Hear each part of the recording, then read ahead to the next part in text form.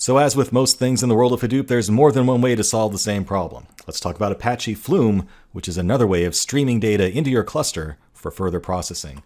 It's another way of handling the problem of how does all this data get into my cluster in the first place. And Flume's a little bit different in that it was made from the start with Hadoop in mind. So you can really think of Flume as a bona fide part of the Hadoop ecosystem, as opposed to Kafka, which is much more general purpose in its design. It has built-in sinks, we call them, things that can actually connect to write data into HDFS and HBase, as well as other systems too. And it was originally built to handle the problem of log aggregation. So specifically the problem of, I have a fleet of web servers that are fronting some massive website, and somehow I need to get all the data from those web servers' logs into one place on my HDFS Hadoop cluster. Now, you might think to yourself, why can't I just directly transfer data across to my HDFS cluster? Well, you need some sort of a buffer in between these two things because HDFS and Hadoop don't really like having a million things connected to it at once, writing to it at once. And with things like log traffic, it can be very spiky. There can be these big fluctuations in the data rates. And by introducing a system like Flume in the middle, you create sort of a buffer that lives between where your data is coming from and where you're storing it, so that if things start to get backed up, it won't bring down your cluster, and it gives things time to adjust and get caught up naturally over time. Now, when we talk about Flume, we talk about Flume agents. And a Flume agent consists of these three components: a source, a channel, and a sink. So basically, when you're setting up Flume, you tell it, I want to set up these agents that connect some data source to some place where I want to stick that data. And we can configure different types of sources and different types of sinks that might connect to different data sources or data destinations. So for example, we might have a Flume source as part of a Flume agent that listens for web server logs being dropped in the log directories on a bunch of web servers, that then can go through a memory channel or a file channel to transfer that information to a sink that might be configured to actually write that data into, in this example, HBase, or it might be HDFS or something else entirely. So there are three components of a Flume agent. One is the source, which again is where the data is coming from. And the source can have a few options on it as well. You can bolt on what's called channel selectors. So you can actually have logic attached to a source in Flume that says, well, based on what data I'm seeing, maybe I want to send it somewhere else. So you can actually have some logic there that says, data that looks like this goes here, data that looks like this goes somewhere else. And you can also have interceptors as part of your source, and an interceptor just can add or reshape the data that's coming in before you send it out. And we'll see an example of that later on. The channel is how that data gets transferred between the source and the sink. So there's basically two choices there. One is through memory, which of course is going to be the fastest way of doing it, or you can transfer it through files. So if you want to make sure that your data is being transferred in a persistent manner, so if a Flume server actually goes down, it can recover from that, and it doesn't lose the data in memory, then you might want to consider files. But for most cases, memory is good enough, and that's going to be the fastest way of dealing with it. Finally, the sink determines where your data gets stored to, where your data is going. And you can have multiple sinks if you want as part of an agent. You can organize multiple sinks into sink groups. But the catch is a sink can only connect to one channel. So it's not really like Kafka, where Kafka just stores up data indefinitely and people can pull that data whenever they want to. I mean, Kafka does expire data after some amount of time, but with Flume, basically your sink grabs data from Flume, and once it's been grabbed from the channel, it gets deleted. So Flume does not hang on to your messages or your events, if you will, any longer than it needs to. As soon as your sink processes it, it throws it away. Okay? So that's one of the primary differences between Flume and Kafka. Kafka is a little bit more easier to set up if you have data going to multiple different places that might be pulling it at different rates. You can do that with Flume, but it's a little bit more tricky. Now, there are a lot of different built-in source types and sink types in Flume that makes developing with it pretty easy. Chances are whatever you need to do, there's already a plugin for it. So out of the box, Flume can monitor a directory for log files or any file that gets dropped into it and use that as a data source. It can also use the Avro format, which is basically a communications format that's specific to Hadoop.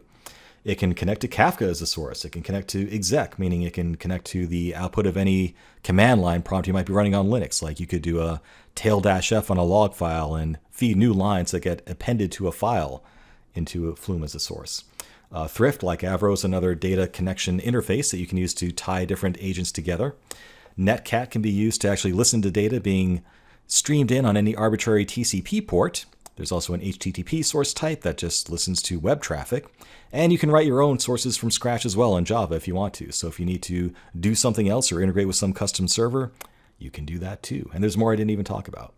Sync types, a wide variety built in as well. So you can write data to all of these different types of destinations, automatically write into some HDFS directory on your Hadoop cluster. You can write straight into Hive. You can write straight into HBase. And again, you can use Avro and Thrift as a data protocol to actually connect different agents together.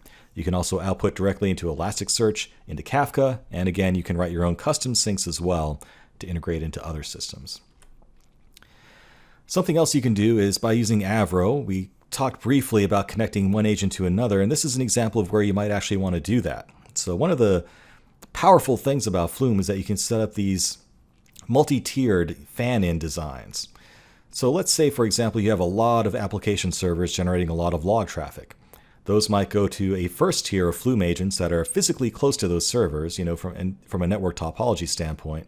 Because as you can see, those app servers are going to be generating a lot of network traffic as it dumps its data into these Flume agents. But then you can then have another layer here where those Flume agents on that first line of defense then consolidate things down to another tier, that has fewer Flume agents.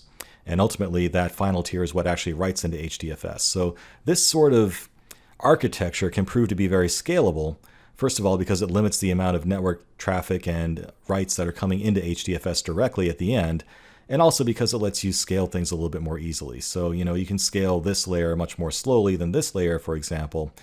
And it also has benefits if you're dealing with things like multiple data centers. So you can make sure that parts of your topology that only have a few lines going into it are what's going across your wide area network, while areas that have a lot of traffic going on are being handled on a local area network within the same data center. So this sort of pattern gives you a lot of flexibility. The way this works is this first tier of Flume agents might be configured to have sources that talk directly to your app servers and monitor their files directly. But for these layers where an agent is talking to another agent, you would probably have an Avro sync set up at this layer and an Avro source set up at this layer to just allow that Flume agent to transfer data very efficiently to this next agent and connect these agents together using the Avro data protocol. And finally, that agent would have an HDFS sync in addition to an Avro source. So Avro is sort of the glue that can bind agents together. So think of Flume as a buffer between your data and your cluster. It's basically a way of smoothing out the traffic between the data coming in from your logs or whatever your source might be and where you're writing it to. If we go back and look at here, let's imagine that HDFS starts to get backed up. This Flume agent might start buffering things up, and if that actually got filled all the way up, then it would start pushing data back to this layer of Flume agents, and only until you actually got to a situation where this tier also ran out of room for queuing up events would you run into any trouble where the app servers would actually be refused connections to the Flume agents. So you want to make sure you design your Flume flows in such a way that you're unlikely to hit the overall limit of all these layers given any reasonable length of outage. So with all that, let's actually get our hands dirty with Flume. Flume is fortunately built into the Hadoop, to the Hortonworks sandbox environment, and it's just running by default, so there's nothing we need to do to spin it up or install it. We can just start playing with it. So we're going to do a couple of things, a couple of exercises here. The first thing we're going to do is set up a very simple example, and this comes straight from the Flume website documentation.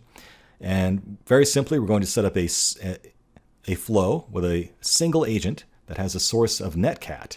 And Netcat just listens to a TCP port for data. So this means we can just connect via Telnet to some port and start typing in data and have that imported as a source into Flume. That will go through a memory channel and then be dumped into a logger sync, which does nothing but write that information out to a log that we can watch as it comes in.